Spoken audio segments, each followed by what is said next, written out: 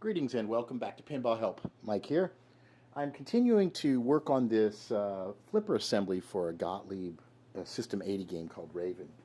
And if you watched the previous video, I was talking about how to fix a flipper that kind of is sluggish and won't return to its proper position. So what you see here is I've done a close-up of the actual coil sleeve. I've pulled it out, I've pulled the coil off of the game, and if you look inside you can clearly see that it's not simply dirty in there. There's actually patterns of markings. So the piston has been going inside and out, and it's actually created striations in the plastic there. So that's most likely what our problem is.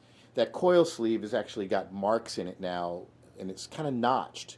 That could happen from any number of things, from the coil overheating and making the sleeve a little bit kind of heated up and it starts to lose shape a little bit, and so deposits of microscopic metallic dust form in there. Anyway, it's clogged this whole thing up, and it's actually to a point where I actually thought the coil might have been melted partially, but I was able to get it out, and it wasn't. It's just there's definitely markings in here.